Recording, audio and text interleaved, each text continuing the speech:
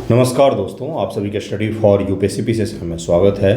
आज के इस वीडियो में हम लोग एईडीओ के बारे में सारी जानकारी प्राप्त करेंगे। एईडीओ के जो अगला 60 से 70 दिन बचा हुआ है, 60 से 70 दिन ही बचा हुआ है, क्योंकि नवंबर तो अब कुछ दिनों में शुरू हो जाएगा। नवंबर बीता दिसंबर, और दिसंबर के बाद आपका जनवरी के फर्स्ट वीक या मैक्सिमम सेकेंड वीक में आपका एग्ज़ाम हो जाएगा, क्योंकि उसके बाद फिर एसआई वगैरह का भी एग्ज़ाम होना है। तो इसलिए आप मान करके चलिएगा कि आपका एग्ज़ाम जनवरी के सेकेंड वीक तक में किसी भी हालत में हो जाएगा। यानी आपके पास में नवंबर बचा हुआ है और दिसंबर बचा हुआ है। जनवरी में कब एग्ज़ाम होता है ये देख लेंगे, तो उस हिसाब से 5-7 दिन शायद आपको उधर भी मिल जाए। अप्रॉक्स 60 से 70 दिन है। इसमें किस प्रकार से पढ़ना चाहिए, किस सब्जेक्ट का कितना वेटेज है, इसमें नेगेटिव मार्किंग है या नहीं है, किताब कौन से उपयोग करें और कहाँ से प्रैक्टिस करें, इन सभी चीज़ों को मैं आपको बता दूंगा। प्रैक्टिस के लिए मैं भी डेली प्रैक्टिस का क्विज चलाता हूं, तो वो भी आपको समझा दूंगा। अगर आपको जुड़ना हो तो जुड़ सकते हैं। डेली उसमें 90 से 100 क्विज होते हैं, जिसको आप लगा करके प्रैक्टिस कर सकते हैं। एग्ज़ाम तक चलेगा वो, जब तक एग्ज़ाम नहीं होगा तब तक चलेगा। देखिए, एईडीओ जो है असिस्टेंट एजुकेशन डेवलपमेंट ऑफिसर, पहली बार इसका एग्ज़ाम हो रहा है, इसलिए कुछ ज़्यादा इसके बारे में मार्केट में आपको पीवाईक्यू वगैरह ढूंढने जाएंगे तो ऐसा कुछ आपको मिलेगा नहीं, क्योंकि एग्ज़ाम ही नहीं हुआ है तो पीवाईक्यू कहाँ से आ जाएगा बंधुओं। तो आपको क्या मिल सकता है भाई, कुछ नहीं। एग्ज़ाम के सिलेबस के हिसाब से, नोटिफिकेशन के हिसाब से जो क्रक्स निकलता है वो यही है कि बीएसएससी के पैटर्न जैसा एग्जामिनेशन हो सकता है, संभावना है। लेकिन चूँकि दोनों एग्ज़ाम दो अलग अलग संस्थाओं द्वारा करवाया जा रहा है, इसलिए आप ये अगर सोच रहे होंगे कि स्तर भी वही रहेगा, तो ऐसा नहीं होगा। बिल्कुल ही अलग स्तर होगा इसका। और जहाँ तक मुझे लग रहा है कि जिस प्रकार से मिनरल ऑफिसर्स के एग्ज़ाम होते हैं, जिस प्रकार से डीएसओ का एग्जामिनेशन होता है, डिस्ट्रिक्ट स्टैटिस्टिकल ऑफिसर का, मुझे लग रहा है कि उसी प्रकार का यह एग्ज़ाम भी होगा। बस इसमें है क्या कि 3 पेपर बनाए गए हैं। क्या 3 पेपर एक ही दिन में होंगे क्या? बिल्कुल भी नहीं हो सकता है। 2-2 घंटे करके 3 पेपर एक दिन में कभी भी कंडक्ट नहीं करवाया जाता है। 2 दिन में मुझे लग रहा है पेपर होगा। पहले दिन भाषा का पेपर हो जाएगा और अगले दिन आपका सामान्य अध्ययन और जीएस और जीके का, जीएस और जनरल एप्टीट्यूड का, मैथ्स रीजनिंग का हो जाएगा। तो इसलिए यह 2 दिनों में परीक्षा होगा। सबसे पहली चीज़ तो यही है, एक दिन में संभावना नहीं है। क्या क्या है इसमें ज़रा देखिए ध्यानपूर्वक, जिन्हें नहीं पता हो बता देता हूँ, फिर हम लोग चलेंगे प्रैक्टिस और किताब की तरफ में बता दूंगा मैं आपको, और आप उसको परचेज कर लेना और आसानी से आपका हो भी जाएगा। सामान्य भाषा का परीक्षा है, यह जो है ये क्वालिफाइंग नेचर का होगा, पास करने के लिए ही होगा। इसके मार्क्स ऐड नहीं किए जाएंगे। 100 मार्क्स का होगा, 2 घंटा का, जिसमें से 30 जो है अंग्रेजी के प्रश्न आएंगे, इंग्लिश के प्रश्न 30 रहेंगे, और 70 जो है यह हिंदी का प्रश्न रहेगा। 70 हिंदी का रहेगा और 30 इंग्लिश का रहेगा। और इसमें से आपको 30 का 30% लाना है और 70 का 30% लाना है आपको पास करने के लिए। देखिए लिखा हुआ है qualifying minimum 30% marks in both language. ऐसा नहीं है कि इन दोनों को मिलाकर के आपको 30 नंबर लाना है।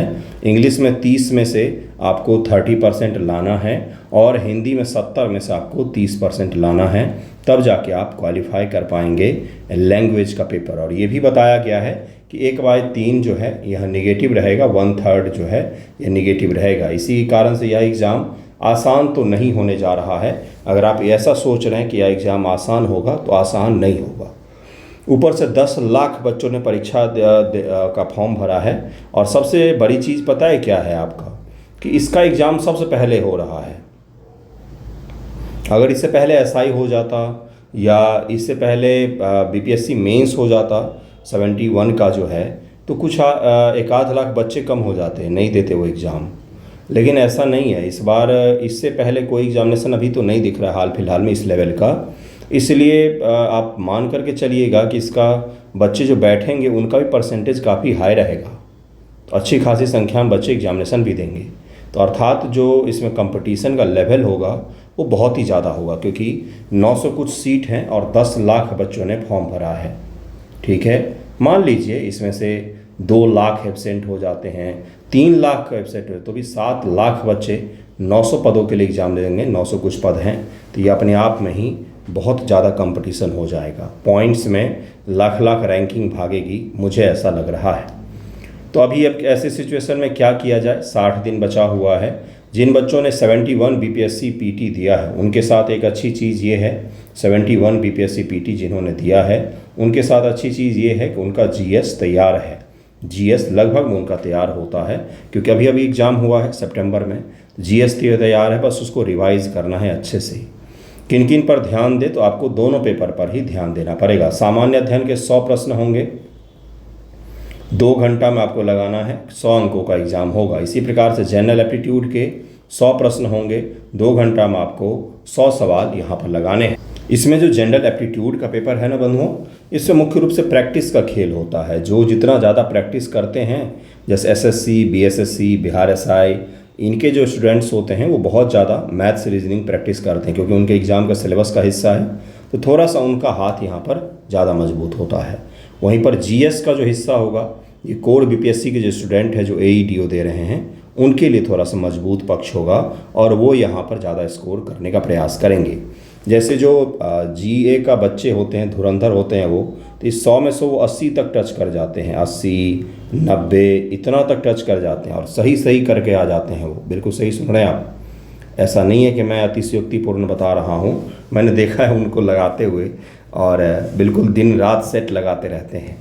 क्या कर रहे हो, तो सेट लगा रहे हैं, तो मतलब इसमें वो अच्छा खासा स्कोर कर ले जाएंगे। इसी प्रकार से आपको भी जीएस में काफ़ी अच्छा स्कोर करना पड़ेगा, जिससे आप जनरल एप्टीट्यूड में जो आपके कम स्कोर होंगे तो उसको मैनेज कर पाएँ।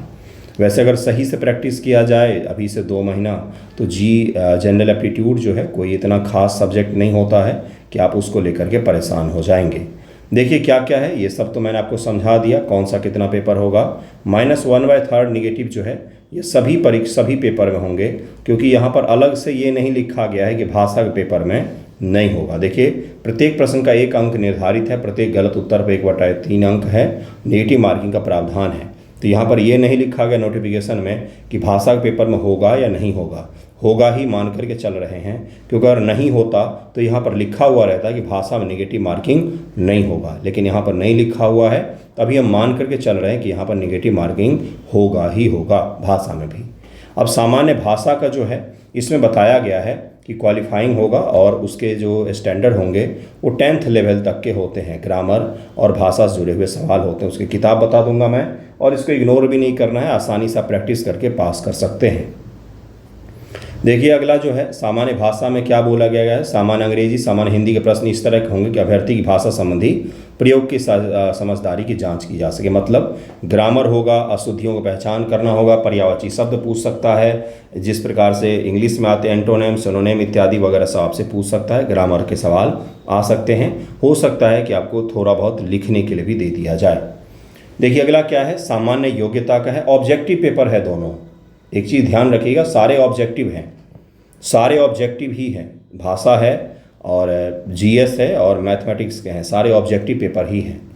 सामान्य योग्यता जो है जनरल एप्टीट्यूड का, इसमें क्या क्या है, तो संख्या पद्धति से संबंधित प्रश्न अर्थात नंबर सिस्टम है, पूर्ण संख्या, औसत, ब्याज, लाभ हानि जो होता है मैथमेटिक्स और रीजनिंग का सिलेबस वही यहाँ पर दिया गया है, जिसमें मैथ्स और रीजनिंग दोनों को शामिल किया गया है, ये भी याद रखिएगा।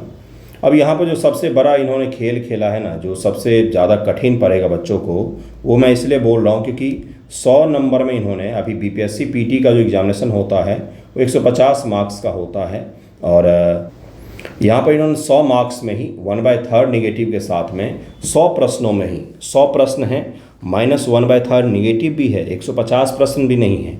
150 प्रश्न होने से ये होता है ना बंधुओं कि आपके पास 50 और प्रश्नों के विकल्प होते हैं कि आप ठीक है ये छोड़ दो अगला कर लो, लेकिन 100 प्रश्न होने से ही आपके पास में विकल्प कम हो जाते हैं और आपको अटेम्प्ट करना पड़ता है। जीएस में सारे सब्जेक्ट इन्होंने शामिल किए हैं और उन सभी सब्जेक्ट को मिला करके भी 100 ही प्रश्न इन्होंने बताया है। ज़रा किताब मैं दिखा देता हूँ, फिर मैं और डिटेल में आपको समझा दूंगा। ये यूथ कंपटीशन की किताब आती है, बीपीएससी एईडीओ, सामान्य भाषा की किताब है। किसका किताब है भाई? भाषा का। इसमें हिंदी इंग्लिश के लिए आपको प्रैक्टिस करने का मिल जाएगा। मुझे कोई इस संस्थान ने पैसा नहीं दिया, प्रमोट नहीं कर रहा हूँ, ना तो कोई पैसा लिया है, ना ही मैं अपना एफिलिएटेड लिंक शेयर करूँगा। नहीं, मेरे पास है एफिलिएटेड अकाउंट अमेजन का, ऐसा कुछ नहीं करता। उसमें लाभ आ जाता है तो लाभ आएगा तो फिर मैं आपको गलत चीज़ें सजेस्ट कर दूंगा, क्योंकि उसमें परसेंटेज ज़्यादा मिलता पैसे का। लेकिन यहाँ पर ऐसा कुछ नहीं है। आप इस किताब को सर्च करें, देखिए क्या क्या है यहाँ पर लिखा हुआ।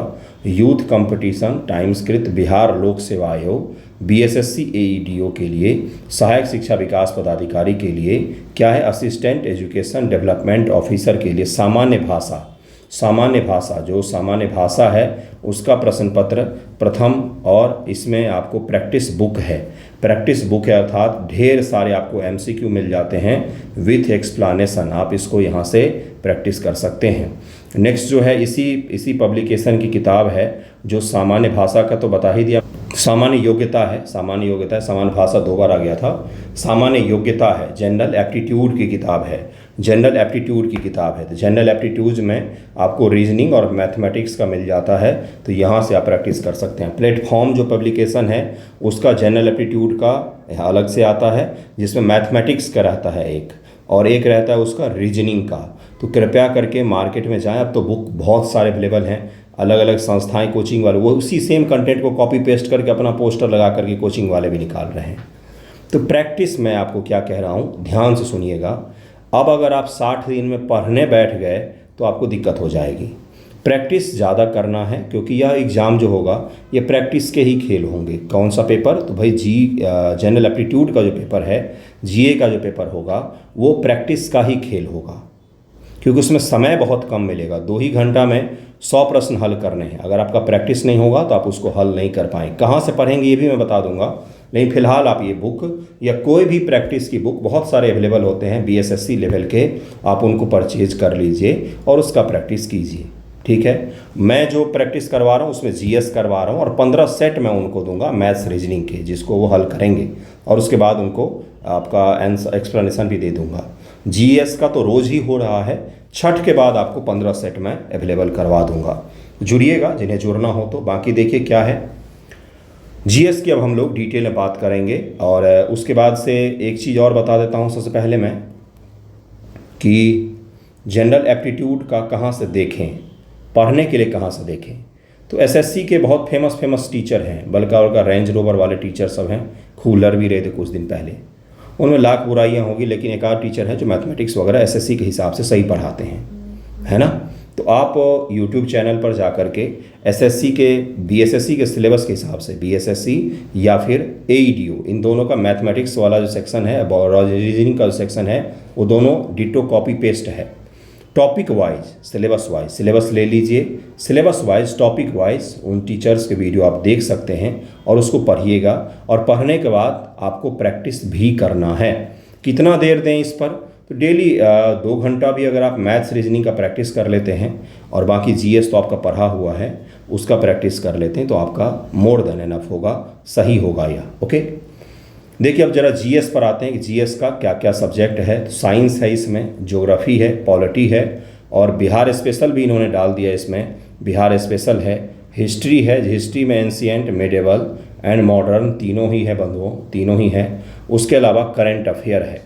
करंट अफेयर कब से कब तक का पढ़ें, आपका एग्जामिनेशन जो है यह जनवरी 2026 में संभावित है। तो जनवरी 2025 से लेकर के दिसंबर 2026 तक का करंट अफेयर आपको पढ़ना है। फिर से मैं रिपीट करता हूँ, जनवरी 2025 से लेकर के दिसंबर 2026 तक का आपको करंट अफेयर डिटेल में पढ़ना है। कहाँ से पढ़ें, कोई भी एक, जैसे स्पीडी वगैरह की बुक आती है आप उसको पढ़ सकते हैं। ऐसा ना करें कि केवल बुक पर ही टिके हुए रहें। मैंने जनवरी 2025 से लेकर के सितंबर में एग्ज़ाम था तो अगस्त 2025 तक के MCQ current affair newspaper discussion के करवाए हुए हैं, और उससे बीपीएससी में भी ढेर सारे सवाल आए। आप उनका प्लेलिस्ट है पूरा, आप जा कर के देखिए, एक एक सवाल आपको इम्पॉर्टेंट ही लगेगा। बाकी जो अगस्त के बाद का करंट अफेयर है, जैसे सितंबर, अक्टूबर, नवंबर, दिसंबर, अब मैं एईडीओ के लिए जो प्रैक्टिस शुरू करवाऊंगा उसमें मैं आपको वो करवा दूंगा। यानी कि करंट अफेयर आप डेली न्यूज़पेपर डिस्कशन को देखें अभी से, उसके करंट अफेयर एमसीक्यू जो मैंने करवाए हुए हैं वो आपको काम आएगा, और उसके साथ में कोई भी एक मैगजीन, जैसे सबसे बेस्ट जो है वो एसपीडी की मैगजीन होती है वन लाइनर एग्जामिनेशन के लिए, क्योंकि वो हर मंथ अवेलेबल होती है और सही समय पर आ जाती है, तो आप उसको फॉलो करें। यह करंट अफेयर के लिए मोर देन एनफ होगा।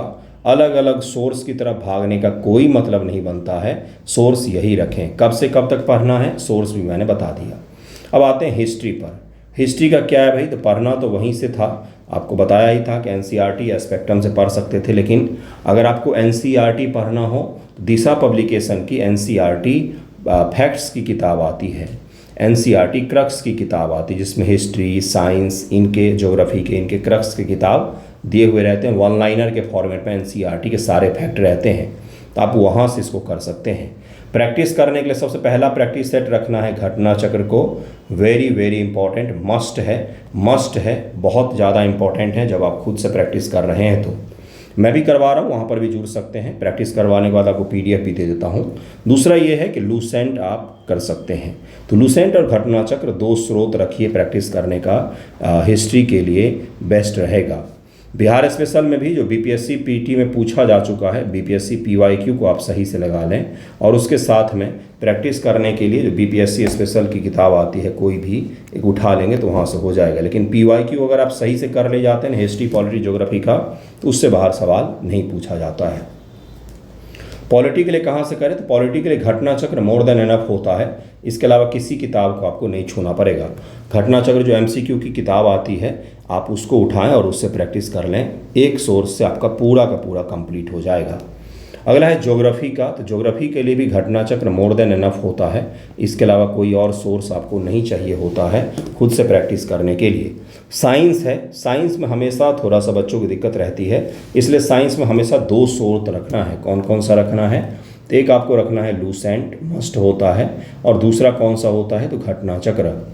मैं एमसीक्यू मैंने करवाया हुआ है, अपने चैनल पर जाइएगा, इसी चैनल पर, वहाँ पर पॉलिटी के बीपीएससी के लिए जो एमसीक्यू करवाए हैं, ज्योग्राफी के करवाए हैं, modern history, ancient history, medieval history, science में बायोलॉजी, फिजिक्स, केमिस्ट्री, इन तीनों के सारे चैप्टर के सभी एमसीक्यू करवाए हुए हैं। लाइन से एक एक फैक्ट आपको चैप्टर वाइज करवाया है, उसको आप जा कर के देखेंगे तो आपको बहुत सारा फैक्ट मिल जाएगा। अर्थात वीडियो स्रोत के लिए science, geography, polity, Bihar special, history, current affair, ये सब कुछ अपने चैनल पर अवेलेबल है। मैं उसके लिंक भी शेयर कर दूंगा डिस्क्रिप्शन में, आप वहाँ से देख सकते हैं। बाकी डेली न्यूज़पेपर डिस्कशन हो गया, और मैंने लूसेंट बताया है साइंस के लिए, ये आपको करना पड़ता है। अब एक और चीज़ कि अब तो कम दिन बचे हुए हैं, 60-70 दिन है, तो पढ़ने पर ज़्यादा ध्यान दें या प्रैक्टिस पर। मैंने आपको पहले ही बताया, अगर आप बिल्कुल ही एईडीओ जीवन में पहली बार ही कोई कंपटीशन की तैयारी कर रहे हैं तब तो आप पहले से कर रहे होंगे। वैसे एईडीओ जो है इसके लिए अभी जो चाहिए आपको वो ढेर सारा प्रैक्टिस चाहिए, क्योंकि प्रैक्टिस से ही आपका परफेक्शन आएगा इस बार, क्योंकि भाई पता नहीं है किसी को कैसा आएगा। तो हर प्रकार के सवाल, आसान से लेकर के कठिन स्तर तक के जितने तरह के सवाल से आप गो थ्रू हो जाएंगे वो आपके लिए बेस्ट रहेगा। जैसे मैंने बिहार स्पेशल भी बताया है, लूसेंट भी बताया है, और घटना चक्र भी बताया, क्योंकि घटना चक्र में सही लेवल के भी सवाल होते हैं, स्टेटमेंट वाले भी कुछ कुछ सवाल होते हैं, इसलिए प्रैक्टिस पर थोड़ा सा अधिक ध्यान दीजिएगा। ओके, देखिए किताब जो मैं आपको बोल रहा था कि एनसीईआरटी समरी की किताब आती है अरिहंत की, वो ये है। क्लास 6 से 12 तक के, क्या सभी सब्जेक्ट का ये पढ़ना अनिवार्य होता है क्या? बिल्कुल भी नहीं, सभी सब्जेक्ट का पढ़ना यह अनिवार्य नहीं होता है। अगर आपको पढ़ना हो तो आप साइंस का पढ़ सकते हैं, और दूसरा जो है वो ज्योग्राफी का पढ़ सकते हैं।